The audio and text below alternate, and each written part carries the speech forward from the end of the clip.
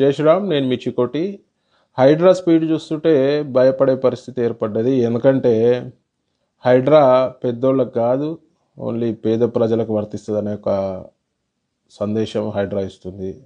ఒక పెద్దోళ్ళ ఇన్కన్వెన్షన్ తప్పించి ఒక ఇన్కన్వెన్షన్ పెద్దోడిని కొట్టినా అని చూపిస్తున్నారు. కానీ వేల లక్షలలో పేద ప్రజల ఇళ్ళని ధ్వంసం చేసే పరిస్థితి ఉన్నది ఇవాళ రాష్ట్రంలో.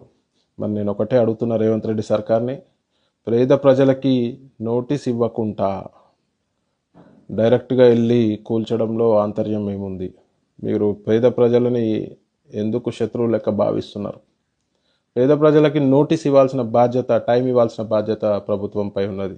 రంగనాథ్ గారు చెప్తారు ఇళ్లలో మనుషులు ఉంటే మేమేం డిస్టర్బ్ చేయట్లేదని. మరి నిన్న చాలా సంఘటనలు చూసినాను.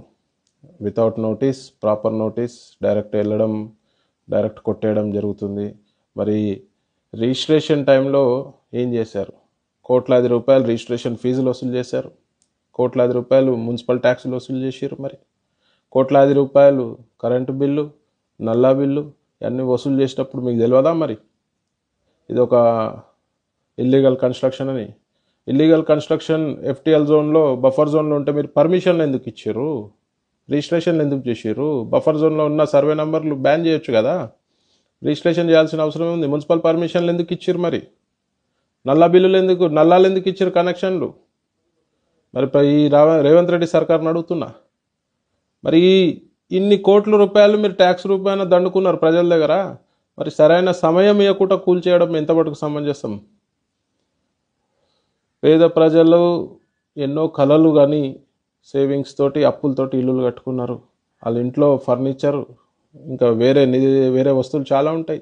అవన్నీ కూడా మీరు డైరెక్ట్ వెళ్ళి టైం ఇవ్వకుండా ధ్వంసం చేయడం ఎంతవరకు కరెక్ట్ అని నేను ప్రశ్నిస్తున్నా. ఎవరైతే పర్మిషన్ ఇచ్చిర్రో ఎఫ్టీఎల్లలో, బఫర్ జోన్లలో, మరి ఆ అధికారులపై చర్యలేంది? క్రిమినల్ కేసులు పెడతారు, మరి సస్పెండ్ ఎవరు చేయాలి? మీరే చేయాలి కదా.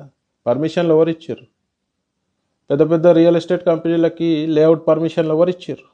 పర్మిషన్లు ఇచ్చిన అధికారుల తప్పు, ప్రజలది కాదు. ప్రజలు ఎల్లప్పుడూ మోసపోతూనే ఉంటారు, ప్రజలను ఎప్పుడూ మోసగిస్తూనే ఉంటారు. మరి అట్లాంటిది మీ ప్రభుత్వం ప్రజల పాలిత అండగా ఉండాల్సింది పోయి మీరు కూడా ప్రజలని హింస పెట్టేది కరెక్ట్ కాదని చెప్పి ఈ సందర్భంగా నేను తెలియజేస్తున్నా. రేవంత్ రెడ్డి సర్కార్ ఆలోచించాల్సిన విషయం, ప్రజలకి ఒకవేళ ఎఫ్టీఎల్ ఉంటే నోటీసులు ఇవ్వండి, టైం ఇవ్వండి. ఫాతిమా కాలేజీకి నోటీసులు ఇచ్చిర్రు, టైం ఇచ్చిర్రు, మరి అమాయక ప్రజలకు ఎందుకు ఇస్తలేరు? రాత్రి వాళ్ళు గరీబోళ్ళు ఎక్కడ పోవాలి? పేద ప్రజలు ఎక్కడ పోవాలి? మీరు ధనాదన్న వచ్చి కూలగొడితే వాళ్ళు ఎక్కడ పోవాలి? ఎక్కడ పోయి తలదాచుకోవాలి? రోడ్ల మీద పడేస్తున్నారు మీరు ప్రజలని. మీరు ఆలోచించాలి. తక్షణం రేవంత్ రెడ్డి సర్కార్ దీనిపై స్పందించాలి, దీనిపై ఆలోచించాలి. పేద ప్రజల ఇల్లు జోలికి పోవద్దని నేను మనవి చేస్తున్నా. పేదల ప్రజల ఉసురు మంచిది కాదు, వాళ్ళ శాపం మంచిది కాదు.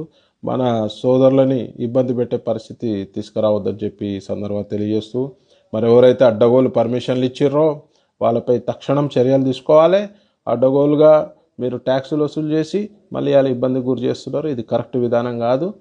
డెఫినెట్గా ప్రజల పాలిట మీరు పెన్నిదిగా ఉండాల్సింది పోయి ప్రజల పాలిట మీరు శాపంగా మారొద్దని చెప్పి ఈ సందర్భంగా తెలియజేస్తూ, మరి రంగనాథ్ గారు, రేవంత్ రెడ్డి గారు, మీ ఇద్దరు ఆలోచించాలి. టైం ఇవ్వాలి ప్రజలకి, వాళ్ళు ఇబ్బందులు ఉన్నారు. టైం ఇచ్చి నోటీసులు ఇచ్చి వాళ్ళకి సరైన సమయం ఇవ్వాలి. రాత్రి అయితే వాళ్ళు ఎటుపోరు కదా. సో దీనిపై తక్షణం ప్రభుత్వం సానుకూలంగా స్పందిస్తూ పేద ప్రజల పాలిట మీరు ఇబ్బందికరంగా మీరు బిహేవ్ చేయొద్దని చెప్పి సందర్భంగా తెలియజేస్తూ, జై శ్రీరామ్.